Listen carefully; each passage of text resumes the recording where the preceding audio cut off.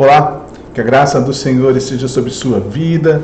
Estamos aqui mais um encontro do nosso curso, o preparo e a pregação do sermão. E estamos aí caminhando, muito bem, graças a Deus. Espero que até aqui esse curso tenha ajudado você nesse primeiro momento que a gente sempre fala que é algo que ninguém vê. Geralmente, como eu tenho falado, as pessoas olham somente para o dia da pregação. Ninguém sabe todo o trabalho que você teve até aqui no preparo, na oração, na dedicação, em ter a questão consciência em relação à comunicação, as pessoas com quem você vai falar. Depois você tem todo o trabalho de investigação, de interpretação do texto, respeitando todos os passos para uma boa interpretação do texto. É claro, após feito isso, a gente vai começar então a trabalhar com o próprio texto bíblico. Eu sei que você já deve ter, se você fez algum curso antes, e você vai pensar, não, eu tenho que saber qual é o objetivo do texto, eu tenho que saber qual que é o meu objetivo específico, eu tenho que saber a ideia central do texto, e eu tenho que saber se o sermão ele é doutrinário, pastoral, se ele é evangelístico, se ele tem alguma parte de adoração, se é doutrinário. Eu sei que a gente pega tudo isso. Particularmente, eu divido em dois objetivos. Como na igreja que eu sou pastor, temos o culto pela manhã, no domingo e também à noite, eu trago pela manhã sempre um objetivo doutrinário. Então, eu sempre trago foco doutrinário. No culto da noite, eu sempre trago um sermão voltado, de maior parte, para evangelização. Não evangelização simplesmente trazendo sempre a questão da doutrina da salvação. Não, mas fazendo do sermão algo prático que a pessoa possa colocar na sua vida, na segunda-feira, na terça-feira, na quarta-feira, para que ela possa entender que a Bíblia tem um propósito. Quando nós pensamos no texto bíblico, a gente precisa lembrar que há um propósito da palavra de Deus. Esse propósito está escrito lá em 2 Timóteo 3, 16 e 17, que a Bíblia foi inspirada por Deus e é útil para ensinar, para corrigir, para redarguir. Para quê? Para que o homem seja preparado para todo e qualquer tipo de ação que ele venha fazer. Então, se a Bíblia tem esse objetivo, se ela foi inspirada por Deus e ela tem essas coisas, eu não posso, em hipótese alguma, fazer do meu sermão simplesmente um momento de informação. O que eu quero dizer com momento de informação no sermão? Eu quero dizer quando você fica muito preocupado, porque você descobriu um monte de coisa no texto. Você descobriu palavra em grego, em hebraico ou aramaico, você descobriu a ideia central, tudo. E aí você quer pegar tudo aquilo que você descobriu e colocar tudo de uma vez no sermão. E aí você traz muita informação e você pega e diz, aquela palavra no início, lá na época, era usada para isso, era usada para aquilo, mas você não respondeu a pergunta. E aí? O que isso tem a ver comigo hoje? Como pregadores, nós somos construtores de pontes, o pastor Rick Warren vai dizer. O que ele quer dizer com isso? Ele quer dizer o seguinte, que eu preciso pegar tudo aquilo que eu descobri no texto, conseguir transformar isso e tirar as verdades centrais dele. E essas verdades centrais ou atemporais, elas precisam ser aplicadas no contexto que a pessoa está vivendo hoje. É como eu disse, todas as pessoas sabem que não podem mentir, mas eu, como um pregador da palavra, como alguém que vai extrair essa verdade e vai colocar na vida da pessoa, eu preciso também derrubar a crença que está por trás do seu pensamento que a faz mentir. Toda pessoa que mente, mente por alguma razão. Todo comportamento que você tem, existe um valor por trás disso que faz com que você tome determinadas decisões e tome determinadas atitudes. Como pregador do Evangelho, eu preciso mostrar a palavra, e aí vale lembrar do que Paulo fala em Romanos 12, quando ele diz que precisa ter uma mudança de mente, como nós sabemos muito bem, metanoia, uma transformação da mente da pessoa. Isso significa que precisa mudar os seus valores. Então há uma crença, e eu como pregador, eu preciso de alguma forma tirar essa crença que está por trás do seu pensamento por meio da pregação, para que ele possa ter um comportamento que a Bíblia espera que a gente tenha. Porque, afinal de contas, ela foi escrita para que os nossos comportamentos fossem transformados mediante a transformação dos nossos valores. Então, esse é o nosso trabalho como pregador. E você precisa ter muito isso na sua mente. Dessa forma, você vai fazer o seu sermão de forma que ela coloque em prática. Essa é a diferença. Os grandes pregadores de hoje, eles conseguem aplicar o texto bíblico à nossa realidade, aonde nós estamos. E é isso que nós vamos fazer daqui para frente. E vamos trabalhar, claro, com um texto bíblico. Eu vou fazer isso com você agora. Depois, o meu desejo é que a gente marque uma live pelo Google Meet, claro, para que a gente possa fazer isso juntos. O meu objetivo é que a gente faça isso no mês de dezembro, né, que a gente tenha feito isso, e a gente construa um sermão junto. Eu vou dar um texto para você, depois que eu explicar tudo, como que você deve fazer. É claro que não vai ser somente nesse vídeo, terão outros vídeos com outras informações, e aí depois que eu passar essas informações, nós vamos construir juntos. Aí nesse sentido eu vou precisar que nós estejamos no Google Meet. Então eu vou pedir que você se prepare para isso. Se você não tem esse aplicativo no seu computador ou no seu celular, eu vou pedir que você abaixe para que a gente consiga então aplicar isso, ok? Então vamos lá para mexer no texto. Como que a gente descobre ideias centrais do texto ou ensinos preciosos que não podem ser deixados de ser ensinados?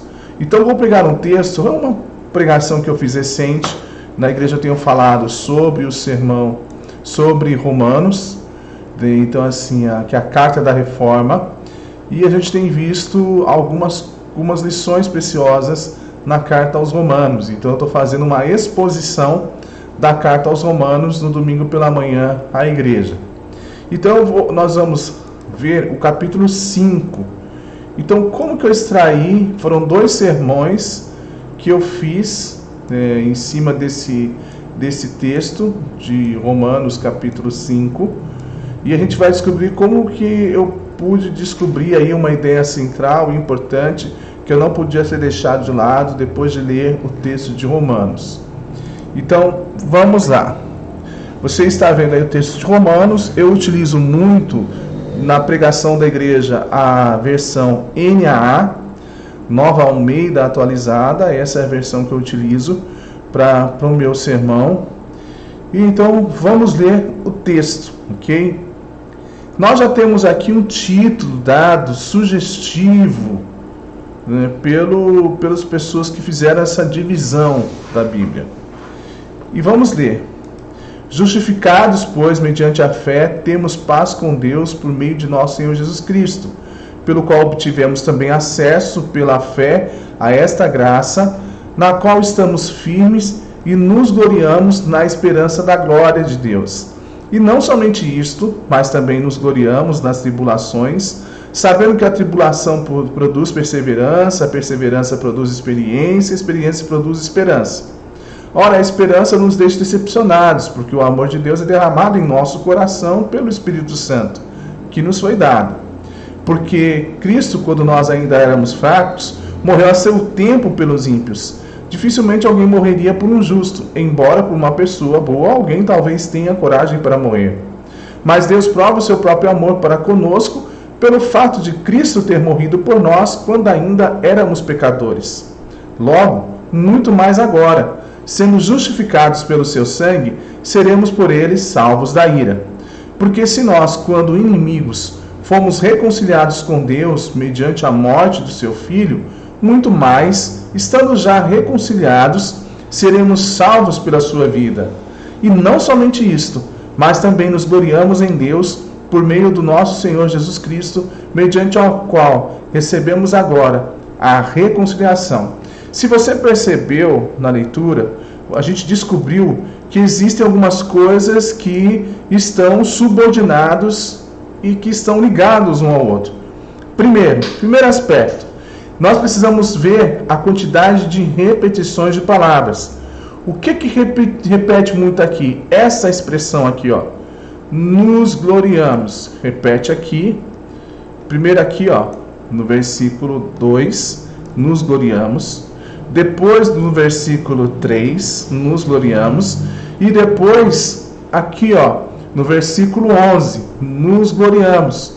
Ou seja, o fato de gloriar, aí a gente vai descobrir que gloriar tem a ver com alegria.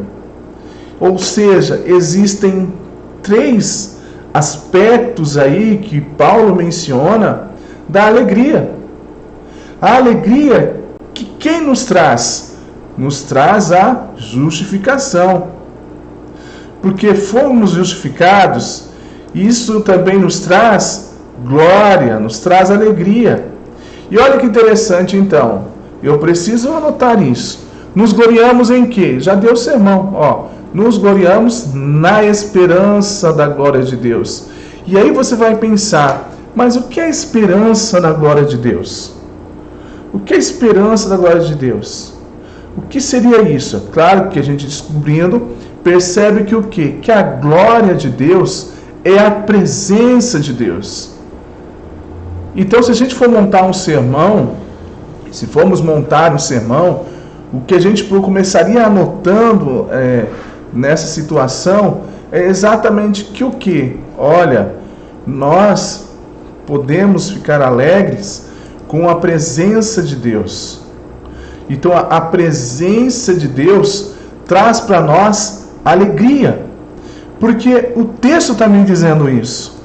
Nos gloriamos na esperança da glória de Deus. O texto me fala isso. Então, o ponto já nasceu desse texto. Então, se eu vou falar sobre a alegria que a justificação me traz, o primeiro ponto é a esperança da glória de Deus, a presença de Deus. Eu estou firme na presença de Deus. O que também nos ensina? Nos gloriamos também nas tribulações. Será que Paulo aqui está falando para a gente ser masoquista? Não. Por quê? Porque a tribulação tem um resultado. Qual é o resultado? Esperança. Ou seja, podemos colocar como maturidade, crescimento espiritual. Porque a tribulações produz perseverança, a perseverança produz experiência e a experiência produz esperança. Isso demonstra o quê? Um desenvolvimento espiritual. E a gente tem essa alegria em perceber que por meio da justificação estamos sendo o quê? Desenvolvidos na nossa caminhada com Deus.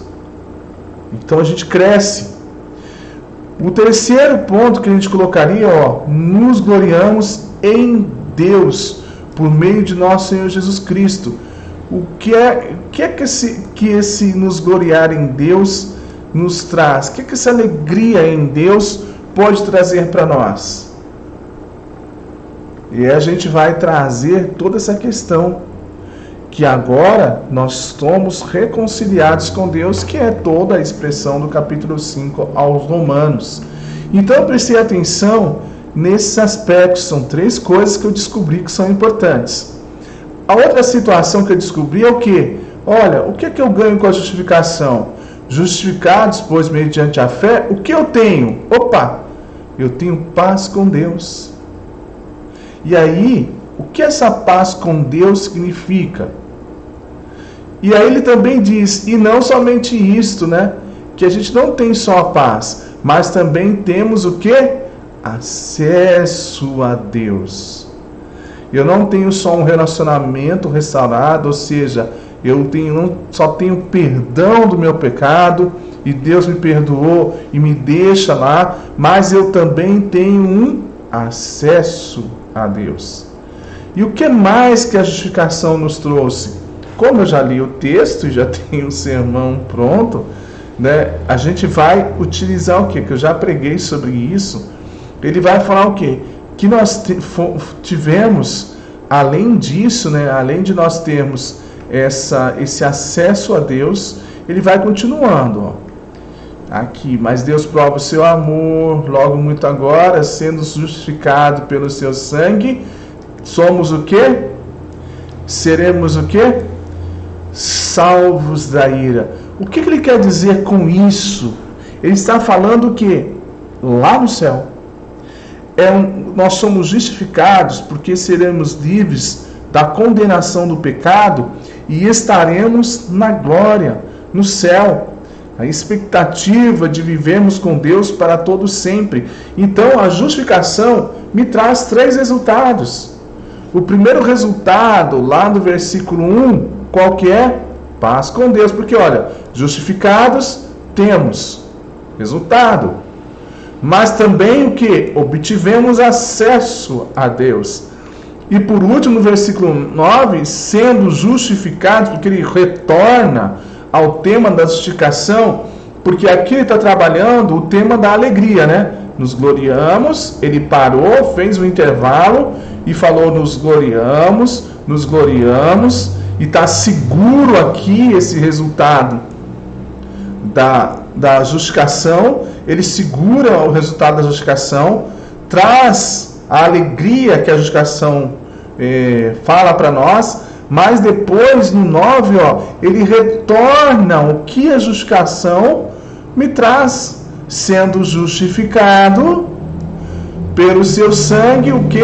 Seremos por ele salvos da ira. Então, quando eu vou olhar para o texto, eu preciso muito bem olhar para essas repetições no texto. Essas repetições no texto, eu também preciso ficar atento a essas ligações, essas orações subordinadas do texto, que me liga à ideia central.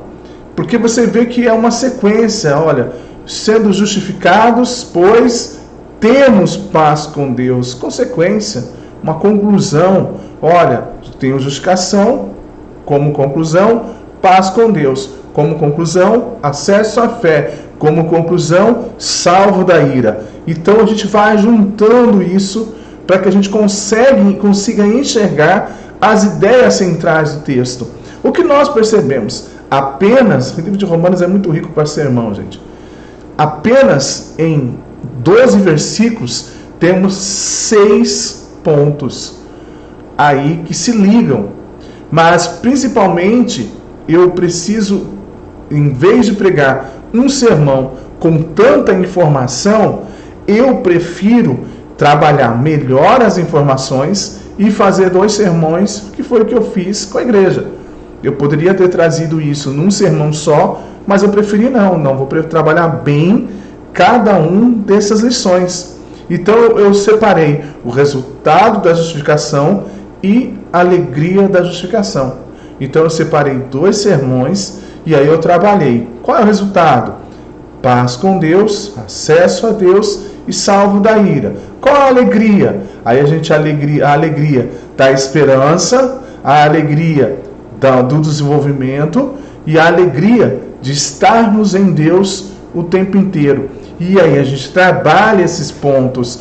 Então eu descubro as ideias centrais do texto, olhando exatamente para esses detalhes.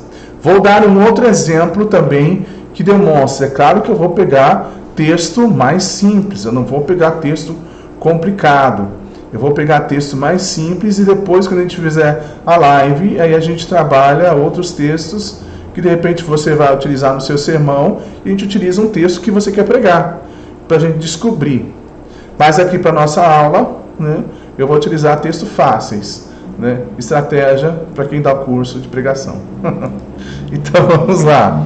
Romanos 12. Gente, eu amo esse texto. Tá? Romanos capítulo 12.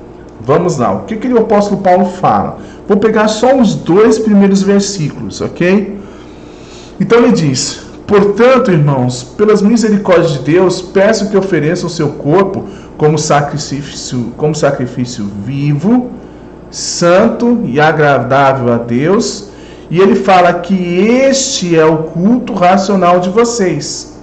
E não vivam conforme os padrões deste mundo, mas deixe que Deus os transforme pela renovação da mente, para que possam experimentar qual é a boa, agradável e perfeita vontade de Deus. O que eu posso trabalhar aqui? O que eu descubro? eu descubro o seguinte: primeiro, como é o nosso culto? Porque ele está afirmando aqui, ó, este é o culto racional de vocês.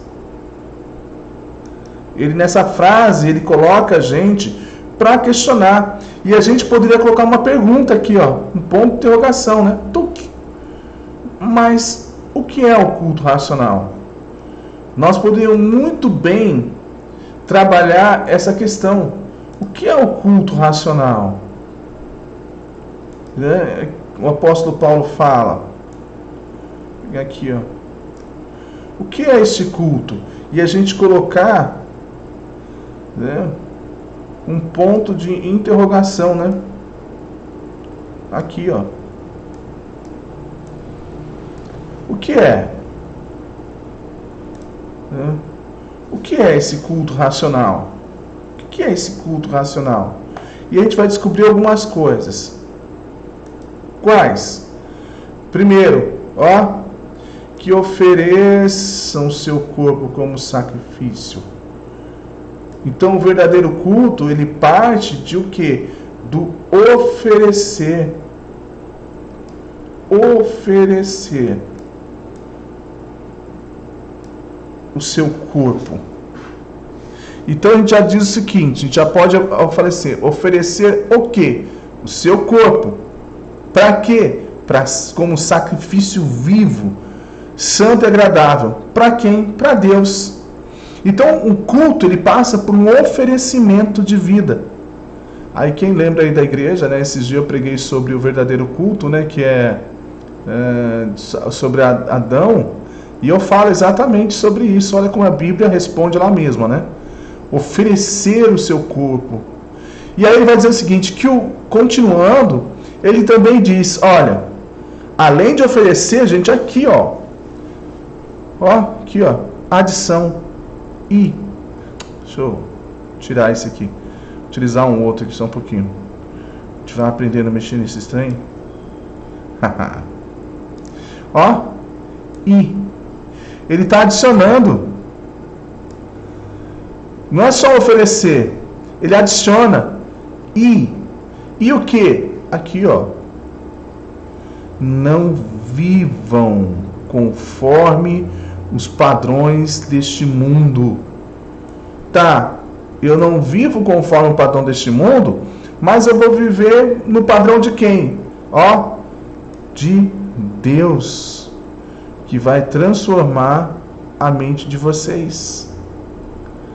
E qual é o resultado deste culto racional? De oferecer e de não viver conforme os padrões deste mundo. Qual é o resultado? Ou poderíamos responder, o que é que eu ganho com isso? Aí, meu filho, tu ganha isso aqui, ó.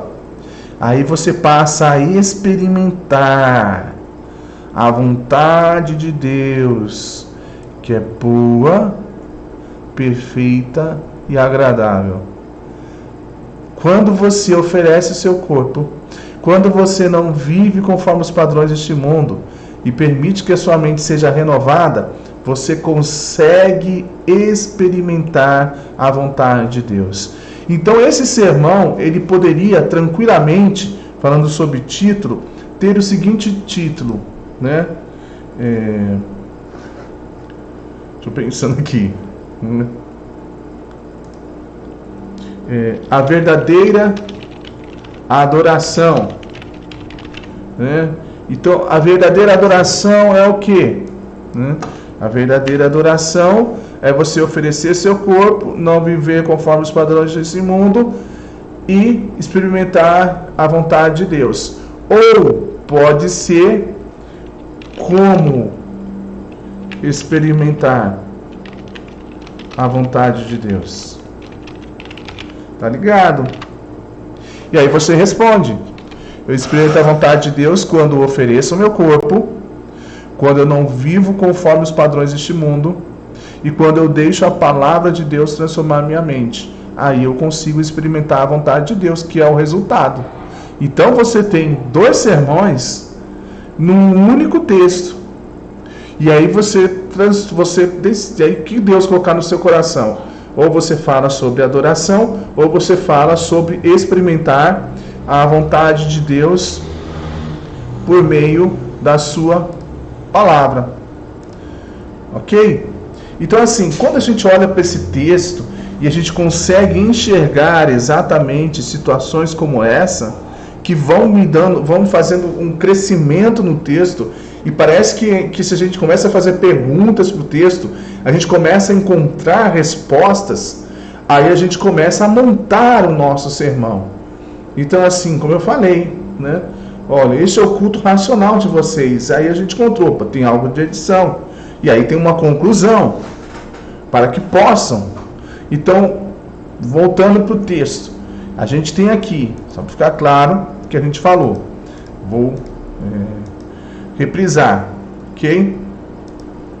Então vamos lá. Portanto, irmãos, pela misericórdia de Deus, peçam que ofereçam. Vou olhar aqui o verbo, ofereçam. Ofereça o seu corpo de sacrifício vivo, agradável a Deus. Este é o culto racional de vocês. Então ele afirma. Opa, ele vem. Opa, tem mais alguma coisa. Tem mais alguma coisa. Qual é? Não vivam conforme os padrões deste mundo. Tá, mas qual é o padrão? Ó, transformação da mente. Para que tudo isso? Para que eu possa experimentar. Então a gente começa a olhar os verbos, né? Ó, que os verbos indicam sempre ação. Ofereçam, tá? Vivam, travou o mouse aqui. Vivam, deixem, transforme, né? E aí o resultado, né? Possam, são dois verbos aqui, né? São duas ações. Possam experimentar. E aí a gente consegue descobrir aí o ponto, o que o texto quer me ensinar. E aí a gente fala que isso é a ideia central do texto. E aí quando a gente encontra essa ideia central do texto, a gente começa a ver que ele explica para mim o que ele quer dizer. O que ele quer dizer sobre culto, o que ele quer dizer sobre a vontade de Deus. Então aí eu tenho essas duas fontes para que eu possa montar um sermão em cima, claro, de Romanos capítulo 12. Então a gente vai fazendo isso. Então, eu lendo o texto, eu consigo enxergar no próprio texto o que ele me ensina e como eu faço aquilo. Então, o segredo está exatamente em conseguir identificar o que é importante, e a partir dali você vai perceber que o texto, ele me traz fatos que me levam àquela atitude.